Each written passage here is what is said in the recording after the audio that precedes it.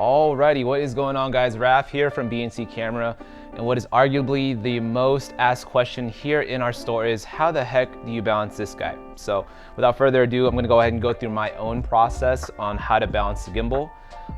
So yeah, let's go ahead and get started. Real quick, a little disclaimer though, this is my own way. Again, you can find DJI's actual website, Zion, whatever gimbal system you're utilizing to balance it properly. There are a bunch of other really crazy steps, but you know, this is just my quick process if I'm out on the streets getting some work done. Okay, so let's go ahead and get back into it. Okay, cool. So now, of course, when you have your gimbal, first of all, you're gonna have it here. Don't turn it on, of course. Definitely, the first thing you want to do is unlock everything. So you have these major locks right here. Boom. 1, 2, and 3. Then next, you want to unlock the adjustment locks, which are these guys right here. 1, 2, 3. There's actually a little bit more, 4. So, okay. So now that everything is unlocked, go ahead and grab your quick release plate, which is this guy right here. And you're gonna want to put it on the camera. Today's featured camera is going to be the Sony FX3 with a 24mm wide lens. This is going to be really great. 24 is pretty much a good standard for videos. It's nice and wide, super light. A little first tidbit from Raph is shoot with a wide lens. Shoot with a wide lens, depending on, don't put telephotos on the gimbal because that's a pain. You're not going to be zooming in and out while it's on the gimbal, unless of course you have the focus motor on the zoom, which is, I mean, you can do it, but I don't know why you do that. So yeah, so anyways, let's go ahead and pop right in, boom, lock her in place. And as you can obviously tell, it's not balanced. So how do you do this? Okay, well, first step, I go back here, right? And have her unlocked, and then kind of start balancing it first so that it's not drooping onto the left or to the right. So push it left and right accordingly until it's about balanced, then lock that in place. Next up, you're gonna wanna do the tilt. So the tilt is obviously, it's very body heavy, so you wanna push it towards the lens. This is this lock right here. So you wanna dial it till it's about forward heavy. Once you start noticing that it's forward heavy, you can kind of just make micro adjustments to push it back. So, okay, working good, lock that in place. This one right here is going to control how much tilt is whenever you're holding in weird angles. Again, I kind of just adjust that accordingly to what I need, but this is just fine. So then lastly is going to be this guy right here. This is for the over tilt. So if it does something crazy, this is good to balance it out so that if you have a long lens or something like that, a long prime glass or something, it's not going to knock onto the back of the motor back here. So, okay. So everything is looking great. Hunky-dory. Now you can get a little OCD with this a little bit mildly, like kind of how I am, and you know, just kind of just according to this looks great. This is good. So lastly, before you kick the system on, you're gonna what I typically do is I kind of just do a little this right here, make sure it spins and nothing is like freaking out, because again, that's basically the concept of how the gimbal works when you kick it on. So all right, cool. Check to see if it's got any juice. DJI's gimbals typically have a battery system right here. Boom, 3. Okay, now let's kick her on. Hold the power switch until it kicks on. Voila, it's all good to go.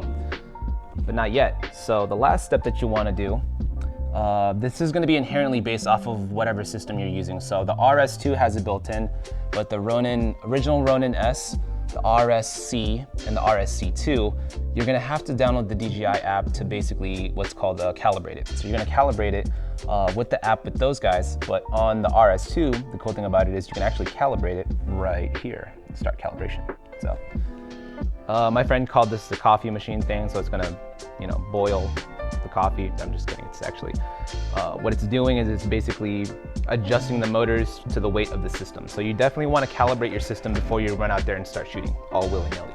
So, okay, cool, perfect.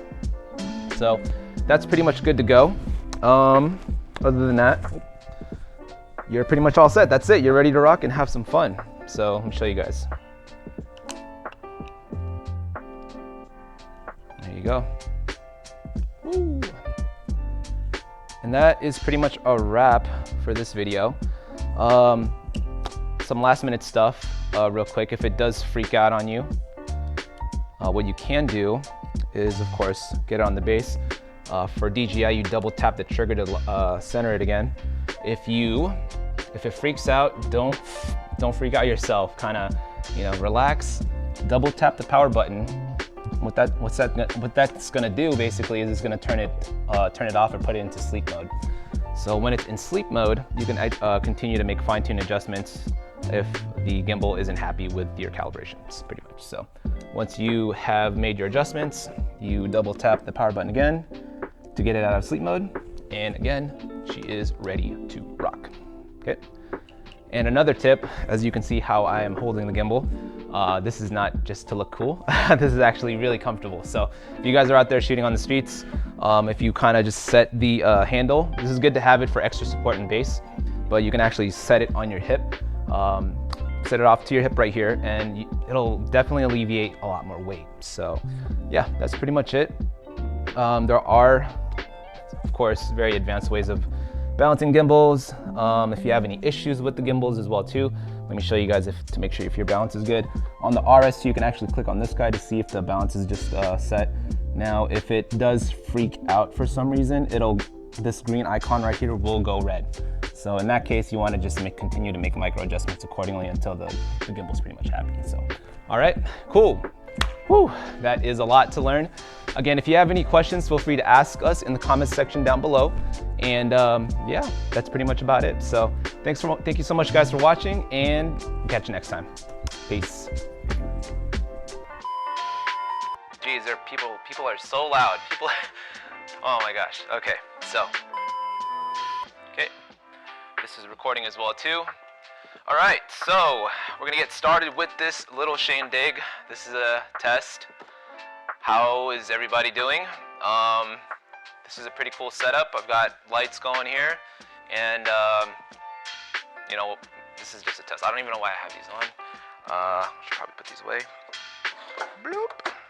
But gimbal time. So yeah, gimbal test. I'm gonna test this out first. So cool. Bye. Bye-bye. All right, what is going on, guys? Raph here from B&C Camera, and what is arguably the most asked question here at the store is, how do you balance a gimbal? So, hold on, let me do that again.